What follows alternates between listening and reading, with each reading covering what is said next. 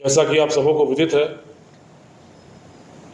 कि जो आपराधिक प्रावधान है, आपराधिक कानून है, 1 जुलाई 2024 से नवपारित तीनों नए आपराधिक कानून लागू हुए हैं। भारतीय न्याय संहिता, भारतीय नागरिक सुरक्षा संहिता और भारतीय साक्ष्य संहिता।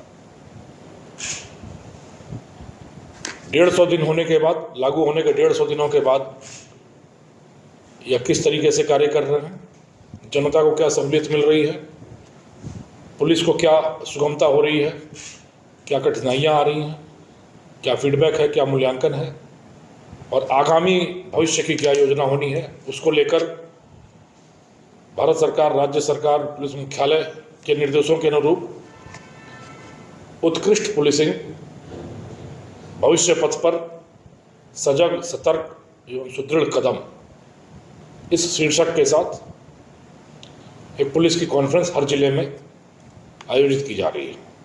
इस रेंज की यह चौथी कड़ी है। जोधपुर के बाद फलोदी के बाद जैसलमेर और आज बालोतरा में इस कॉन्फ्रेंस, इस गोष्ठी का आयोजन किया गया है। अगर आप देखेंगे तो इन कानूनों में आपराधिक दर्शन का अंतर है। पहले कहते थे भारतीय दंड संहिता, यानी इसमें फोकस था दोषी को दंडित किए जाने पर।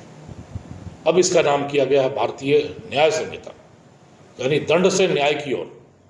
न्याय का मतलब पीड़ित को राहत मिले, अपराधी को सजा तो मिले ही मिले, पीड़ित को राहत मिले, लोगों में कानून के प्रति आस्था बढ़े, न्याय के प्रति आस्था बढ़े, तो प्रक्रियाएं ऐसी हों, सजाएं ऐसी हों कि पीड़ित को भी न्याय मिले, दोषी को सजा मिले और व्यवस्था के प्रति, कानून के प्रति, न्याय के प्रति लोगों की आस्था, विश्वास बढ़े।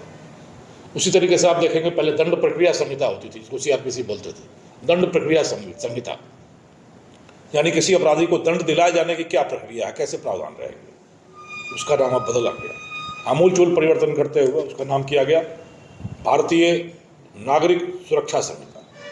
यानी अब यह सारी प्रक्रिया है कि अब एक नागरिक कैसे न्याय पाएगा, इस पूरी व्यवस्था में कैसे सुरक्षित महसूस करेगा, कैसे प्रगति के सोपान पर आरूढ़ होगा।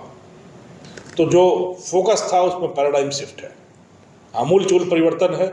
अपराधी और अपराध से आगे बढ़कर एक सामान्य व्यक्ति, एक पीड़ित को न्याय दिलाना और सुरक्षित एहसास कराना, इस मंसूबे के साथ, इस मनोकामना के साथ यह तीनों नए कानून जो है लागू किए गए थे।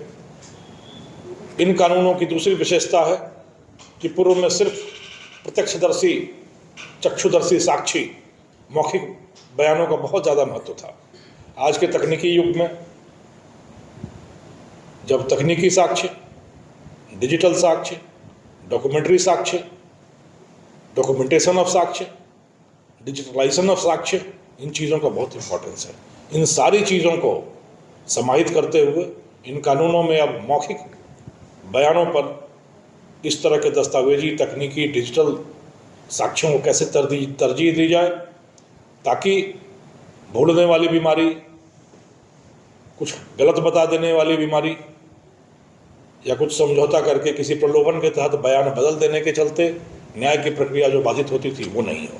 हर कुछ डॉक्यूमेंटेड हो, हर कुछ वीडियोग्राफी हो, रिकॉर्ड हो, डिजिटल साक्ष्य हो, ताकि वो बदला ना जा सके और उसमें फिर गवाह पर ही निर्भर ना होकर त्वरित न्याय की प्रणाली को पूर्ण किया जा सके, तत्काल न्याय, तुरंत न्याय हो सके।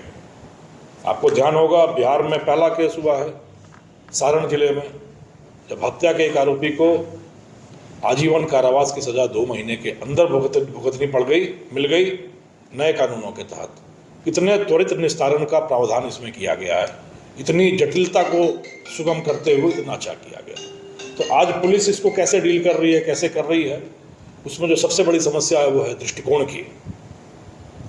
किस तरीके से हम पुलिस वाले अपने दृष्टिकोण में बदलें, किस तरीके से पीड़ित के साथ क्या व्यवहार होना चाहिए, साक्ष्य संकलन में क्या हमारी किस तरीके से रिकॉर्डिंग करना है, रिकॉर्ड करके किस तरीके से ई साक्ष्य लेना है, अपलोड करना है, डाउनलोड करना है, हैश वैल्यू निकालना है, सुरक्षित रखना है।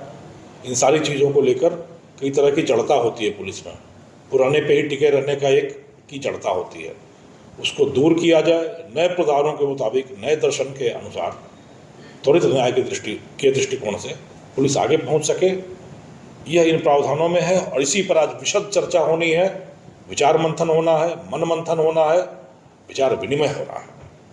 इसके साथ ही जो आज आप देख रहे हो बहुत बड़ी महती समस्या समाज के सामने है, साइबर क्राइम्स की।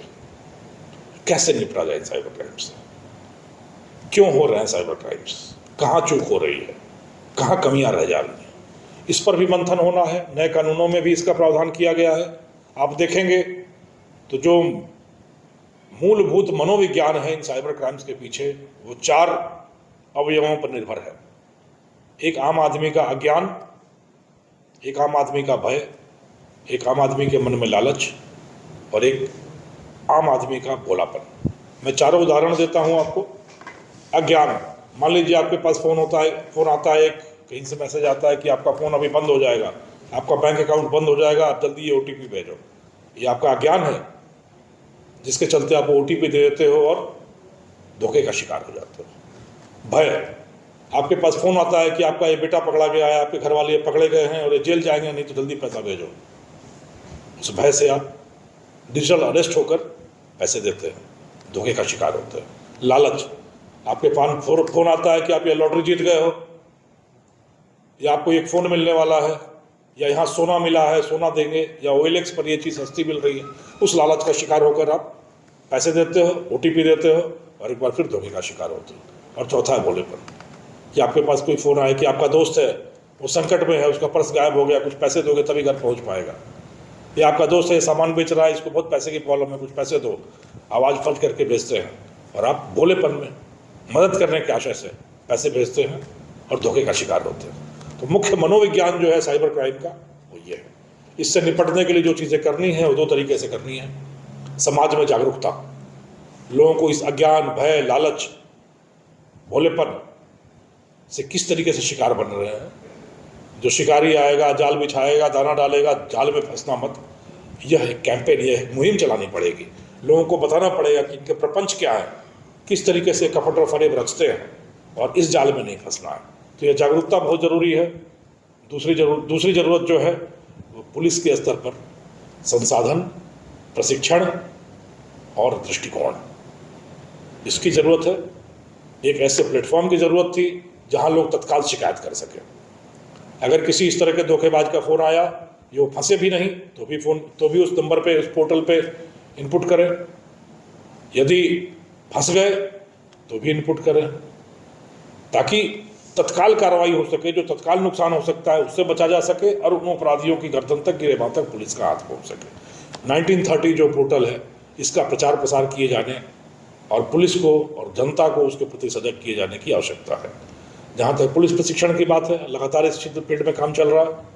हम लोग बहुत जल्दी रेंज स्तर पे एक साइवार कैंपेन, साइवार मुहिम शुरू करेंगे, जिसमें पुलिस कर्मियों को प्रशिक्षित करना, दक्ष करना, सिद्धहस्त करना और साथ ही साथ मीडिया के सहयोग से, बहुत तरह के वर्गों, एसोसिएशंस के सहयोग से जनता तक जागरूकता फैलाना, ताकि इस जाल में जनता न फंसे और अपनी गाड़ी खून पसीने की कमाई से वंचित ना हो। इसके लिए साइवार अभियान भी चलाया जाएगा। इन सारे टॉपिक्स पे आज इस नव आयोजित गोष्ठी में विस्तार से चर्चा होगी, मनमंथन होगा, विचार विनिमय होगा। धन्यवाद। आपकी बात से बिल्कुल सहमत नहीं है कि पुलिस डिप्रेशन से काम कर रही है। मैं तो खुले मन से, निडरपन से, साहस के साथ, पूर्ण मनोयोग के साथ काम करता देखता हूँ पुलिस को। और संसाधन सीमित हैं तो क्या हुआ, हमारे पास जो मनोबल हो आसमान से भी ऊंचा है। उस मनोबल का मुकाबला कैसे करेंगे ये अपराधी? हमारे साथ कानून है, हमारे पास मनोबल है, हमारे पास दिलेरी है, इसका मुकाबला कैसे करेंगे ये अपराधी? ये तो जवाब दो, ये तो बताओ आप मुझे। संसाधन सीमित हैं तो बढ़ रहे हैं संसाधन। अगर ज़्यादा प्रशिक्षण की जरूरत हो तो हम प्रशिक्षण कर रहे हैं, प्रशिक्षित कर रहे हैं। ये कॉन्फ्रेंस भी उसी चीज़ के लिए आयोजित की जा रही है। और कहीं भी आज तक मैंने ऐसा एक मामला नहीं देखा जो पुलिस हाथ पर हाथ धरे, हाथ मलते बैठी रह जाए कि हमारे पास संसाधन नहीं है, अपराधी ज़्यादा बड़े हो रहे हैं। मुकाबला करेंगे कैसे? हमारे दिलेरपन का ये, हमारे पास साहस है, कानून की शक्ति है, पूरे समाज है, जनता का साथ है। इन अपराधियों के पास क्या है? सिर्फ अपराध की ख्वाहिश है और बच निकलने की उधेड़ बुन है, उसके अलावा क्या है इनके पास? तो क्या खाकर ये हमारा मुकाबला करेंगे? पुलिस बिल्कुल खुले मन से, दबंगपने के साथ इन अपराधियों के दांत खट्टे कर रही है और अपराध को निर्मूल करने, समाज में अपराध के प्रति असम्मान पैदा कराने, पुलिस के प्रति, व्यवस्था के प्रति विश्वास पैदा करने और अपराधियों के सारे मंसूबे ध्वस्त करने के लिए हम सब कटिबद्ध हैं, कृत संकल्प हैं। सबका साथ है, जनता का साथ है, मीडिया का साथ है, पुलिस का मनोबल है। और वह दिन बहुत दूर नहीं जब अपराधी सिर्फ अब भागते देखेंगे और उनको आप पुलिस को उनको खदेड़ते देखेंगे। अवैध चल रही है, चूँकि अभी 9.5 सृजित जिले हैं, तो इनमें किस तरीके से एडजस्टमेंट किया जाना है, पुनर्गठन किया जाना है, ढांचे में क्या बुनियादी बदलाव किए जाने हैं, यह सारी कवायद चल रही है। एक साथ बहुत सारे जिले बने हैं, तो सबको किस तरीके से संसाधन मुहैया कराया जाए, ये थोड़ी सी प्रक्रिया चलती है, वो चल रही है। बट उस अभियान के साथ मैं देख रहा हूँ एसपी साहब ने जिस तरीके से पूरी पुलिस में यहाँ पर नियंत्रण कक्ष, ये पूरा पुलिस अधीक्षक कार्यालय, आप बाहर भी देखा आपने जिस तरीके से गार्ड ऑफ ऑनर की भी साथ सज्जा है, वह दिखाता है किस तरीके से दिन दुने रात चौगुने तरीके से हम अपने संसाधनों को बेहतर कर रहे हैं और मनोबल द्विगुणित कर रहे हैं। अभी बहुत जल्दी आपके यहाँ वो कालिका सुरक्षा दल गठित हो रहा है, जो सिर्फ महिलाओं का होगा, अलग वर्दी होगी, उनका अलग कैप होगा, अलग गाड़ियाँ होंगी। उसके लिए करीब 10-12 गाड़ियाँ भी अभी मिलने वाली है बलुत्रा पुलिस को। और फिर आपको हर इस तरह के संवेदनशील स्थल जहाँ महिलाएं सुरक्षित महसूस करती हैं, वहाँ एक सिर्फ सुरक्षा का एहसास कराने के लिए कालिका महिला दल बहुत जल्दी आपको सड़कों पर नजर आएगा।